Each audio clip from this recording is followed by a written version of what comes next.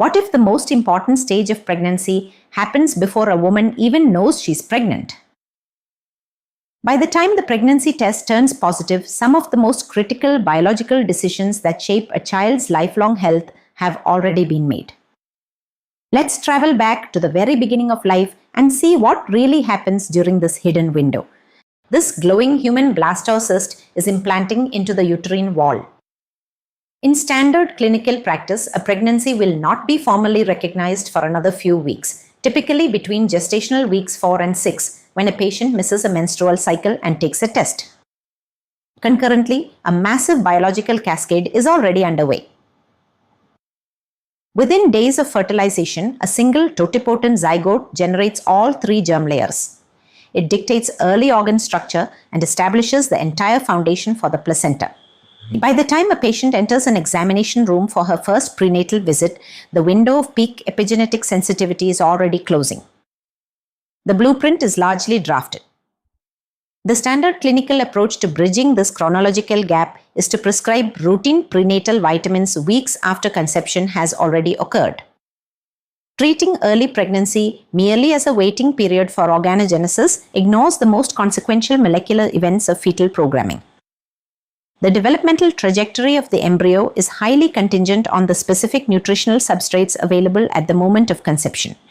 We routinely prescribe periconceptional folic acid because it is a proven public health victory. Supplementation reduces neural tube defects by approximately 70%. The success of folic acid narrowed the clinical focus toward preventing morphological defects. Physicians began treating prenatal vitamins primarily as a shield against structural anomalies. We now understand the mechanism of developmental plasticity.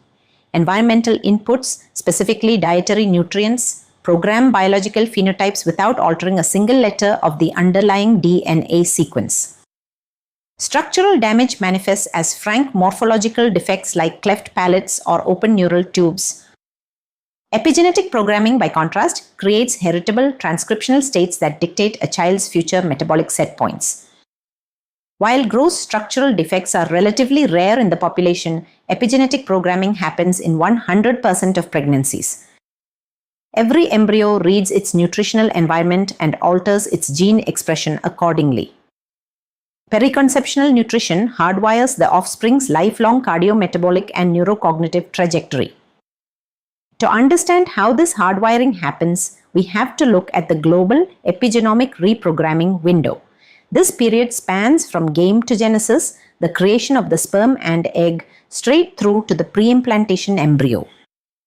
Watch as this DNA strand is swept clean. Through a series of active and passive demethylation processes, the genome is systematically stripped of parent of origin imprints. The slate is wiped clear to prepare for a new cellular identity. Establishing tissue-specific gene expression requires de novo remethylation at the blastocyst stage. This is the one-carbon metabolism cycle providing substrates for remethylation. Folate, choline, and vitamin B12 feed in as raw materials. The cycle synthesizes S-adenosyl methionine, the universal methyl donor, which ejects to attach new markers onto DNA, locking in expression patterns.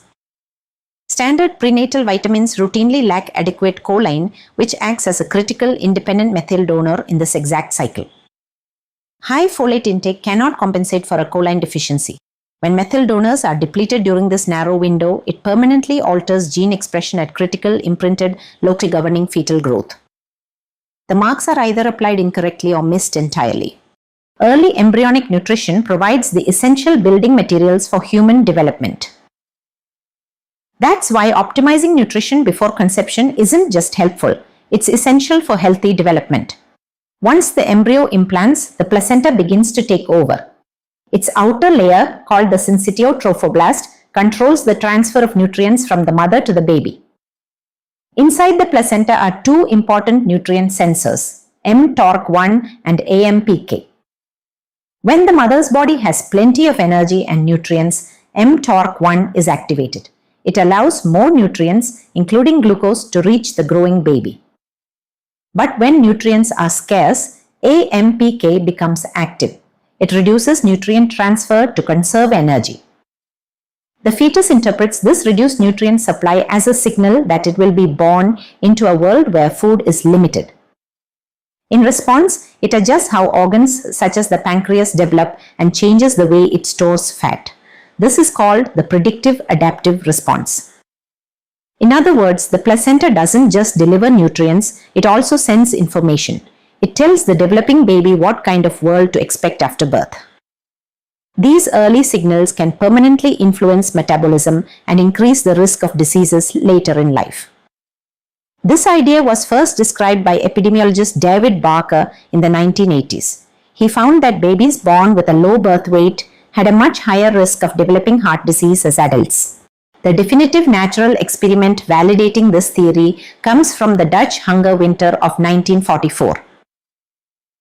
During this famine, pregnant women endured severe caloric restriction, creating one of the most important natural experiments in human developmental biology. Researchers tracked the offspring of these pregnancies for decades. Famine exposure in the third trimester primarily affected somatic growth, resulting in smaller babies. But exposure in the first trimester during the critical epigenetic window produced distinct lifelong consequences. Individuals exposed periconceptionally demonstrated persistent hypomethylation at the IGF-2 gene locus. We could detect these precise molecular alterations in their blood 60 years after the famine ended.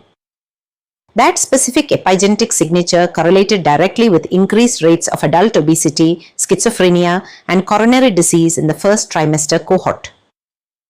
The historical famine data proves that nutritional trauma is an event permanently embedded in the genome through measurable methylation changes. For decades, the developmental origins of health and disease paradigm operated under the assumption that fetal programming is exclusively a maternal responsibility. Look at this visualization of fertilization. Sperms carry a complex payload of methylated DNA and small non-coding RNA directly into the oocyte. Spermatogenesis operates on a 74-day cycle. During this time, the male germline is highly vulnerable to paternal, environmental, and nutritional inputs prior to conception.